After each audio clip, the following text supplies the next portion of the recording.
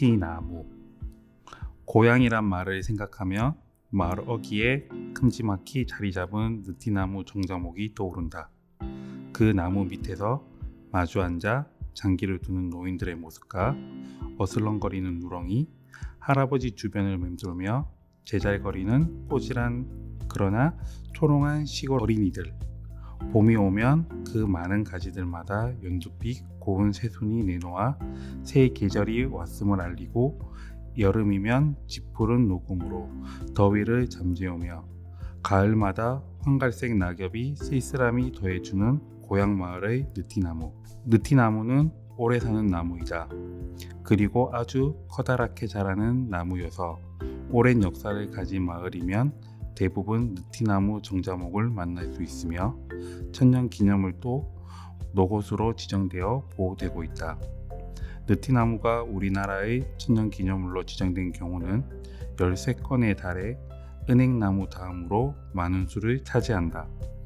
처음으로 지정된 느티나무 천년기념물은 1962년 제95호로 지정된 삼척 서달면의 긴 잎 느티나무이다. 이 나무는 서낭당 나무로 마을의 번영과 안녕, 태평성대를 지켜온 유래가 있으며 행운을 기원하는 대상이기도 하였는데, 고려 말에 많은 선비가 이 나무로 피신한 적이 있다는 사연도 있으며, 요즘에도 입시절이 되면 치성을 드리는 학부모님들이 많이 찾아온다고 한다. 또 이 나무가 학교 운동장에 있어 마을 사람들이 선앙당 나무를 다른 나무로 바꾸려 하자 나무가 노하여 천둥과 번개를 친 일도 있다고 전해진다. 제 276호에 지정된 남해의 느티나무는 500년 전 이 부락의 분홍이던 유동질한 사람이 심은 것이다. 그동안 정자나무 또는 마을을 지켜주는 신목으로 음력 정월 보름이면 동체를 지내왔으며, 요즘에는 이 나무 밑에 이른바 민주광장이 되어 마을 사람들이 동네의 일을 논하고 청년 회합을 가지며 마을 노인을 위한 잔치를 여는 장소가 되어 마을의 발전을 위해 한몫을 단단히 하고 있다. 제 280호 김제 느티나무는 위로 5m쯤 되는 곳에 가지가 갈라지고 줄기 밑부분에 큰 구멍이 있으며 옆에 큰 안반이 놓여 있는데, 안반이 조금만 높았더라도 역적이 날 뻔했다는 전설이 있다. 동네 사람들이 이 나무를 당산이라 부르며 신목으로 숭상하는 것은 물론이고, 정월 대보름이면 줄기에 동아줄을 매어 온 마을 사람들이 줄다리기를 하며 화합을 다진다고 한다. 또 제281호 남원의 느티나무는 조선 세종 때 우공이라는 무공이 있었는데, 어린 시절 뒷산에 올라가 맨손으로 나무를 뽑아와서는 마을 앞에 심어놓고 이 나무를 잘 보호하지 않으면 가만두지 않겠다는 말을 남기고 떠났다고 한다. 그 뒤 우공은 이 나무를 공덕으로 큰 공을 세워 수군절도사에 이르는 높은 벼슬 자리를 지냈다고 한다. 후손들은 그 말 그대로 아직까지 이 나무를 잘 관리하고 있으며 사당을 지내 매년 한식날에 추모제를 올린다. 그 외에도 제주도 성읍리 제161호 느티나무, 경북 청송의 제192호 느티나무를 비롯하여 영풍, 양주, 원성, 담양 등의 약 450살에서 1000살이 된 느티나무 노고소들이 천년기념물로 지정되어 있으며, 이들 대부분은 당산목이나 정자목의 역할을 단단히 하고 있다. 천년기념물까지 인정받지 못한 느티나무는 노곳으로 지정되어 있다. 천년기념물은 1등 자리를 은행나무에 내놓았으나 한국의 노곳으로 지정된 나무 가운데는 느티나무가 으뜸이다. 나무가 아주 오래되면 나이를 정확히 알 수 없어 추정만 하게 되지만, 우리나라에서는 1000년 이상 된 64그루가 있는 것으로 집계되고 있고, 그 중에서 25그루는 느티나무이다. 느티나무는 연륜마다 수없이 많은 사연이 전해 내려온다. 전주에서 남원으로 가다 보면 오수라는 크지도 작지도 않은 마을 하나가 있다. 오수는 개의 나무라는 뜻인데 여기에서 사람과 개와 나무가 얽힌 유명한 이야기가 있다. 옛날 이 고을에 개를 자식처럼 사랑하는 한 노인이 있었다. 어느 봄날 장터에 다녀오던 길에 오랜만에 마신 술에 취하고 먼 길을 다녀오느라 피곤하여 길 옆 잔디밭에 앉았다가 그만 잠이 들어버렸다. 그러나 공교롭게 산불이 나서 봄바람을 타고 노인이 잠들어 있는 곳으로 번져오고 있었다. 개는 근처의 물 웅덩이를 찾아 자신의 몸에 물을 묻혀서는 불을 번지지 않게 뒤굴기를 수백 번 거듭하여 물을 껐으나 탈진해 개는 그 자리에서 죽고 말았다. 잠이 깨어 사태를 알게 된 노인은 슬퍼하며 이 가력한 개를 고이 묻고 자신의 지팡이를 꽂아 주었다. 얼마 후 이 지팡이에서 뿌리가 내리고 싹이 더 훌륭한 나무로 자랐는데 사람들은 이 나무를 개나무, 즉 오수라고 불렀고 이 아름다운 이야기가 퍼져나가 마을의 이름까지 오수가 되었다. 일제시대에 우리나라에서 나무를 연구하던 한 일본 학자는 이 이야기가 사실이면 그 나무는 쉽게 사기 트는 버드나무나 오리나무일 거라 했으나 지금 그 자리에 커다란 느티나무가 자라고 있다. 또 전라도 광주 소석동에 있는 효자 느티나무는 다음과 같은 전설이 전해 내려오고 있다.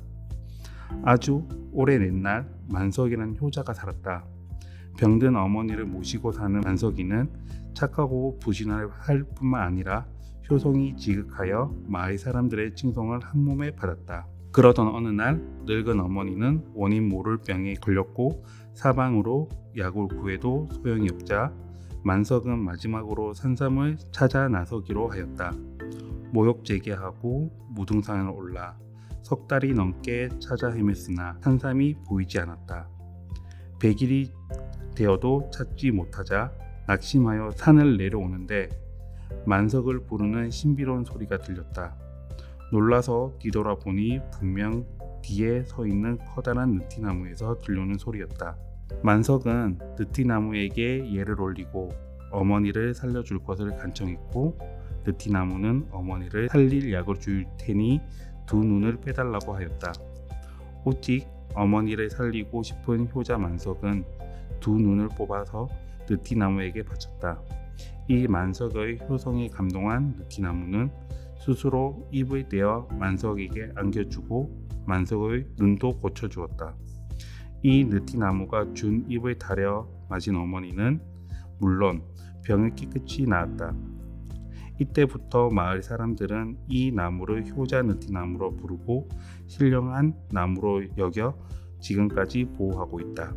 이러듯 느티나무에는 여러가지 신령스러운 이야기가 전해지는데 나무에게 등나무를 기원하면 아들을 낳게 해주는 느티나무, 밤에 광채를 띠며 동네에 좋은 일이 생기는 느티나무, 나쁜 일이 생길 때마다 나무가 먼저 울어서 운나무란 별명을 가진 느티나무, 가지가 울고 스스로 잘려나가자 3일 후 그 고을의 목사가 죽었다는 충남 홍성의 느티나무 등 많은 사연과 가지를 꺾으면 화를 당한다는 근기의 전설이 이어지며 느티나무는 아름다움과 장수를 누리며 오늘에 이르렀다. 이런듯 느티나무는 마을의 구심체로 존재하다 보니 봄에 일제히 싹이 틔우면 풍년이 들고 그렇지 않으면 흉년이 든다거나 위쪽에서 먼저 싹이 틔우면 풍년이요 아래쪽에서 싹이 틔우면 흉년이라는 농사를 점치는 역할까지 하게 되었다. 느티나무는 정말 우리 선조들과 삶을 함께한 진정한 우리 나무이다. 느티나무는 느릅나무과에 속하는 낙엽성 교목이다. 우리나라를 비롯하여 중국과 일본에서도 자란다. 우리나라에서는 제주도에서부터 평원도까지 분포하지만 북쪽으로 올라갈수록 수가 점차 줄어든다. 도금이 우거지면 무성하여 싱그럽고 가을 단풍도 운치가 있지만 가지가 많이 갈라지고 고루 퍼져 겨울철에 앙상하게 드러나는 가지에 하얀 눈이 소폭히 내린 모습도 더할 나위 없이 아름답다. 가지마다 그윽하게 달리는 잎은 긴 타원형으로 좌우가 똑같지 않고 다소 일그러져 있다. 또 나란히 생긴 연맥은 느티나무의 특징 가운데 하나다. 눈에 잘 띄지 않지만 봄이면 피어나는 연두색 꽃은 꽃차례에 달려 늘어지며 가을에는 자그마한 콩팥 모양의 열매가 연맥마다 달린다.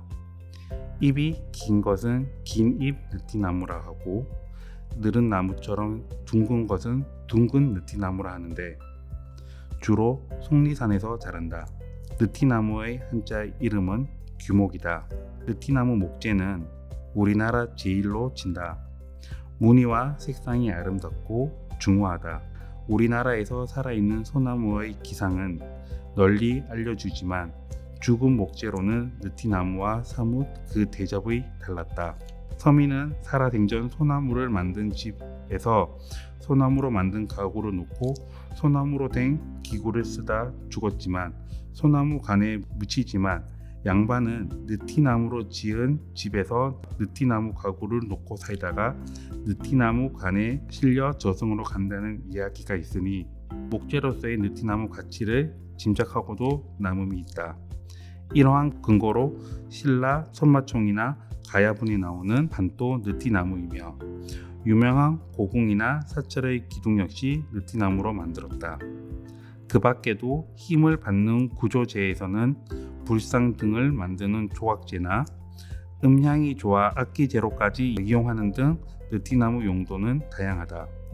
한방에서는 느티나무를 본격적으로 이용하지는 않지만 옛글에는 가을에 열매를 따서 복용하면 건강에 좋은데 눈이 밝아지고 심지어는 흰 머리카락이 검어진다는 이야기도 있다. 아마 느티나무가 오래 사는 장수나무이기 때문일 것이다. 느티나무의 관상적인 가치는 현재 전국의 공원이나 학교 등 공공 건물에 얼마나 많은 느티나무가 있는지 보면 시히 짐작할 수 있다. 더욱이 먼저 타지 않아 항상 깨끗하고 벌레를 먹지 않아 기히 보인다. 가로수로도 심어 놓은 곳이 있고 분재의 소재로도 적합하다. 느티나무를 키우려면 삽목은 경제성이 없으므로 대개 씨를 뿌린다. 종자는 습기가 좀 있고 공기가 통하도록 모래를 섞어 좋은 저장을 하면 발화율이 높으므로 흐르는 물에 담갔다가 저장하면 좋다. 햇빛에도 그늘에도 잘 자라고 옮겨 심어도 쉽지만 대기 오염이 극심한 지역에서는 식재를 피해야 한다.